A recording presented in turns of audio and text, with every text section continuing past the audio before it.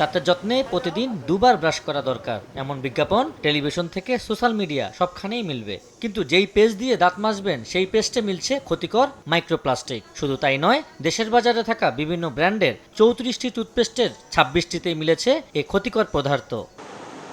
প্রতি 100 গ্রাম টুথপেস্টে পাওয়া গেছে 20 থেকে সর্বোচ্চ 320টি পর্যন্ত মাইক্রোপ্লাস্টিক কণা। শিশুদের জন্য বাজারজাত 6টি টুথপেস্টের 4টিতেও মিলেছে একই উপাদান। পরীক্ষা করা টুথপেস্টগুলো বাংলাদেশ, ভারত, থাইল্যান্ড ও ভিয়েতনামে উৎপাদিত। 4টি দেশের উৎপাদিত টুথপেস্টেই মাইক্রোপ্লাস্টিক পাওয়া গেছে।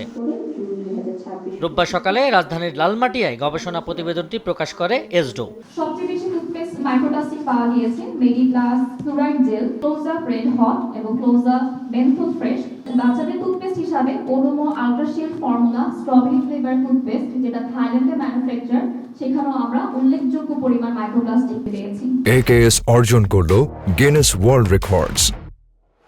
AKS সংস্থাটির দাবি, এই গবেষণার উদ্দেশ্য কোনো নির্দিষ্ট ব্র্যান্ডকে দায়ী করা নয়, বরং দেশে টুথপেস্টে মাইক্রোপ্লাস্টিক নিয়ে জাতীয় মানদণ্ড, নিয়মিত পরীক্ষা ও কার্যকর নজরদারির প্রয়োজনীয়তা তুলে ধরা।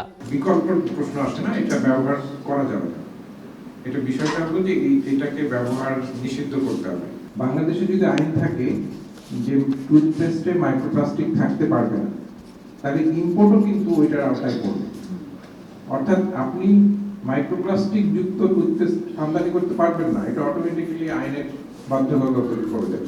টুথপেস্টে মাইক্রোপ্লাস্টিক ব্যবহার নিয়ে নেই কোনো বিধিমালা, তাই এই ক্ষতিকর পদার্থ নিষিদ্ধে দ্রুত বিধিমালা তৈরির তাগিদ বিএসটিআই এর। আমরা আইনটা চেঞ্জ করে সেখানে মাইক্রোপ্লাস্টিক অ্যাড করব। যখন এসআরও হবে তখন আমরা বাজার থেকে পরীক্ষা করার পরে যখন পাওয়া যাবে তখন তার পণ্য ব্যান করে দেওয়া হবে বা তার আইন অনুযায়ী ব্যবস্থা নেওয়া হবে।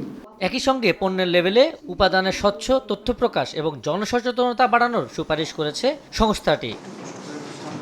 আবু সাইদ নিশান, সময় সংবাদ, ঢাকা।